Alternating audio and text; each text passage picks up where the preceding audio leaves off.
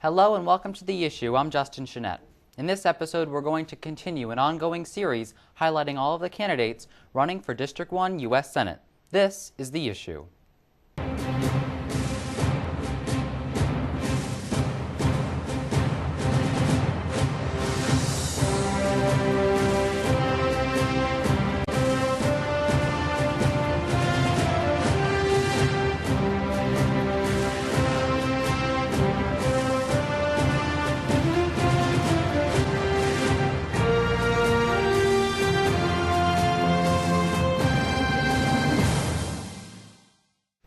My guest is Democratic candidate for U.S. Senate, Tom Ledue. Welcome to the program. Welcome. Thank you. Let's start with the fundamental question. Why are you running for U.S. Senate? I'm running for the U.S. Senate because I have 4 children who I love very much. I've been a career educator and I've worked with thousands of students, all of which I care about.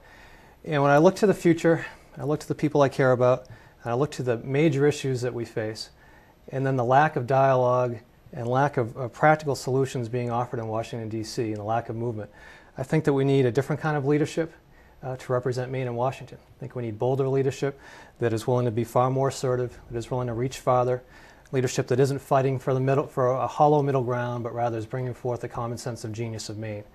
And so I'm running to bring that forward and to represent Maine boldly in Washington. What sets you apart from your Democratic challenger, Tom Allen? First, I think Mr. Allen is a good man, and at a different time I wouldn't feel compelled to run against him. But right now I think we need a different kind of leadership in Washington.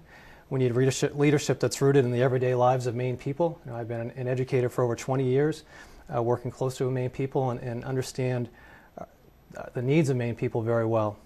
What sets me apart, one is the background, the type of experience that I would bring to Washington, as I was just discussing.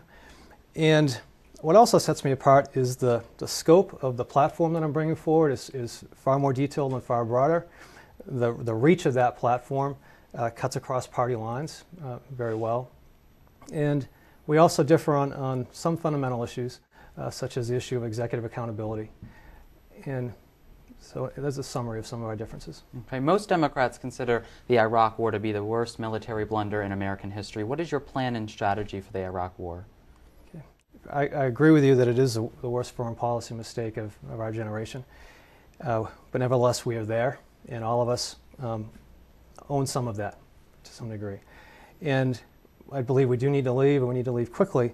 But we need to leave keeping our ideals in mind. It would be very much un-American after dismantling that country simply to leave and pull out as quickly as possible, leaving a huge vacuum and allowing God knows what to happen, probably genocide upon our withdrawal if it was that quickly. I believe that we need to go back to the international community. And we went into Iraq unilaterally, and we shouldn't have. We should have worked with the United Nations closer, worked with our allies closer, and listen to their wisdom more and not move so quickly. Now we have an opportunity with a new president to go back to the international community and to make it clear we cannot sustain our involvement in Iraq. It's too expensive in terms of lives, it's too expensive in terms of money, and what we've been doing hasn't borne the results that the Iraqi people need and that we need. A way out would be for us to develop a truly international peacekeeping force. If the world knows, the international community knows with clarity that the United States will leave, but we're willing to broker an international peacekeeping force and to be part of that, that'd be a great opportunity for the international community to make a step forward itself in helping to solve this problem. So the idea of getting more involved with our allies and with the UN is an idea that I would bring forward and fight for on the floor of the U.S. Senate. I think too often we think either we need to stay for 20 years or we need to just pull out tomorrow. I think there's some middle ground, and there's a strong case to say that it'd be far more effective if the force in Iraq were truly an international peacekeeping force that included Arab nations. Would you continue to support the war on terror, for instance, in Afghanistan? The war in Afghanistan is definitely distinctly different than the war in Iraq. And when we shifted our focus from Afghanistan to Iraq, things started to not head in the right direction in Afghanistan. So I believe that needs to be evaluated by a whole different set of measures. And yes, I would support continued involvement there. But again, that should not simply be a United States action. If there's truly a problem there, which there is, that should be an international responsibility, not just an American responsibility. I think we need to be careful. I think the term war on terror leads to an open-ended, never-ending battle against an amorphous enemy, and the biggest of which is fear. And I think we need to be careful when we push the button of war on terror, that we don't put ourselves in a position where we're giving up our civil liberties too readily, where we're surrendering the authority of the legislative branch to the executive branch because there is an ongoing war on terror. I think we need to be really specific about what it is that we're trying to do in, quote, fighting the war on terror. And the best thing we can do there is have foreign policy that's built upon our ideals, foreign policy that's built upon humility, respect, compassion. Life, liberty, and the pursuit of happiness isn't just for Americans. And if the rest of the world, particularly the developing world, sees that we are truly acting out of American spirit like we did after World War II and helping to rebuild Europe, and rebuild Japan, if they see us truly acting out of those ideals, we'll have far more allies in the streets of all the cities in the world than our current posturing in foreign policy that too often reeks of imperialism. People see that, and therefore we develop more and more enemies. So I would support, continued vigilance and security, keeping our eyes open and working with the international community to combat violence wherever it is, and to sow the seeds of peace however we can. The term war on terror makes me nervous because I think it's been misused, and I think it's been used to manipulate the American people. Let's turn to the issue of border security. Do you support National Guard troops along our southern border and a National Guard and a fence along that border? Absolutely not. We're a nation of immigrants, and on this issue, I think we've kind of spoken out of both sides of our mouths to a certain degree.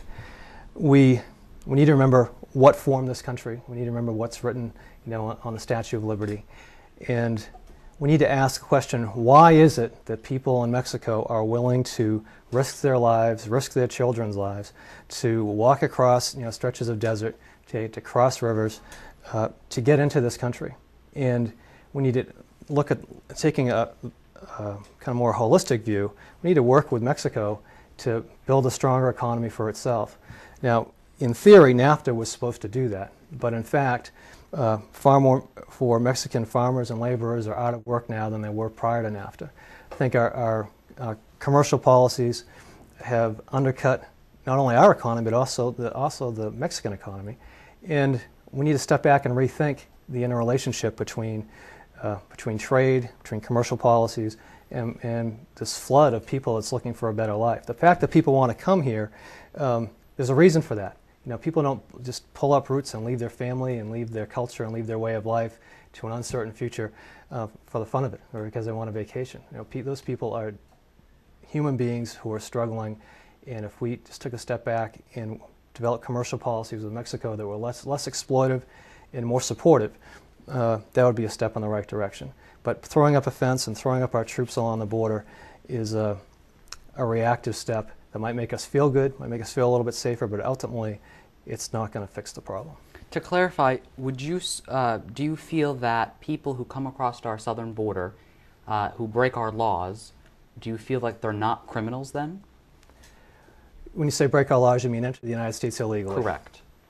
I wouldn't look at them as criminals, although they are lawbreakers, if we want to look at that, but probably 75% of the people that drive down the turnpike are lawbreakers as well, if we're going to look at it that definition. I believe it's more important to look at why is it that these people feel compelled to risk their lives to come here. And until we ask that question and answer it and have a solution for that, we can't build a fence high enough, or a trench deep enough, or have enough troops. So do you feel that Americans should bear the burden of the world?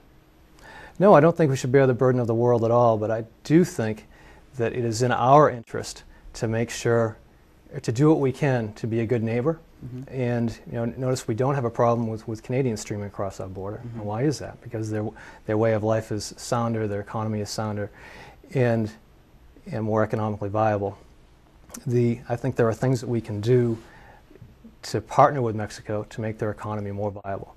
Some of our subsidies and farm products have put hundreds of thousands of Mexican workers and Mexican farms out of work. So what are their choices? They come here where the things are being grown and sold to work in our fields.